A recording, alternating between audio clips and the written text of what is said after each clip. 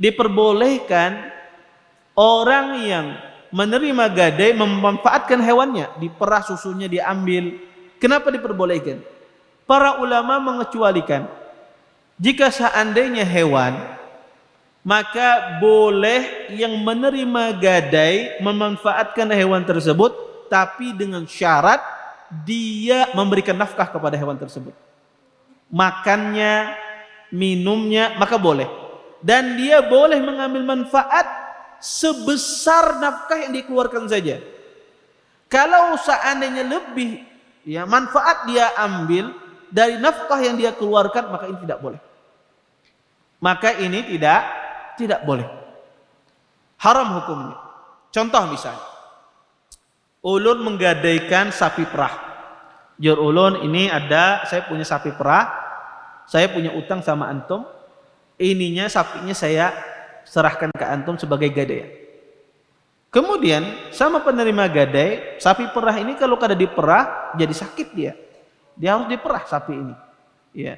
Maka sama penerima gadai ini dia ngasih umpannya, mencarikan, ya. Kemudian maka dia boleh mengambil susu tersebut, boleh dia ambil. Sebatas apa? Sebatas ongkos yang dia keluarkan untuk sapi ini. Kalau seandainya lebih dari itu, maka tidak boleh.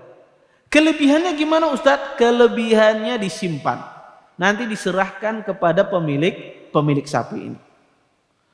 Dia sebatas menggunakan manfaat tersebut sesuai dengan infak pengeluaran yang dia keluarkan. Ustadz, kalau seandainya yang menerima gadai ini tidak meminta izin kepada pemilik sapi ini, tidak minta izin dia, haru parah aja, ya, atau orang ini menaruh kudanya digadaikan, dipakai sidin, tunggang kuda, berkeliling kemana-mana, ya, mungkin disewakan sidin untuk kelanakan berkuda misalnya, dimanfaatkan sidin barang ini, ya, gadai ini tanpa izin sama pemilik kuda ini, maka kita katakan boleh dia tanpa izin, tapi dengan syarat dia memberikan nafkahnya. Dengan syarat pula tidak boleh melebihi nafkah. Dia mengambil manfaat tidak boleh melebihi pengeluarannya. Kalau pengeluarannya 10.000 misalnya, memberikan makan sehari, maka dia mengambil manfaat juga 10.000. Dan ini khusus hanya berlaku pada hewan, tidak berlaku pada benda gadai yang lainnya. Ini hanya berlaku pada hewan. Contoh misalnya, antum menggadaikan mobil, maka mobil ini pun juga butuh perawatan, ganti oli dan seterusnya, ya.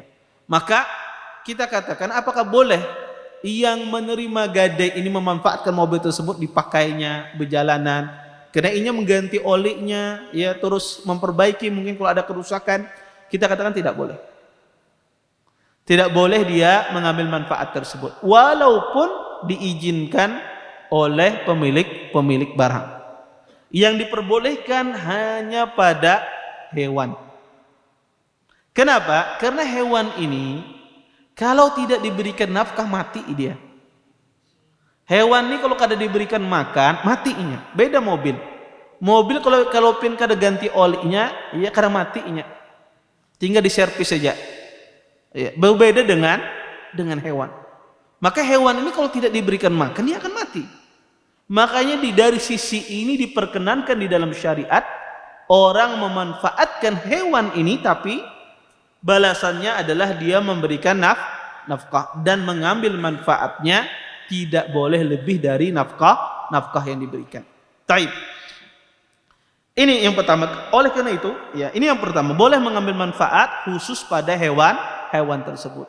Tetapi kalau seandainya si pemilik hewan ini dia yang mendatangkan makanannya, dia yang membawa makanannya, maka antum tidak boleh mengambil manfaat, karena dia sudah memberikan nafkahnya, pemilik barang tersebut, pemilik hewan tersebut.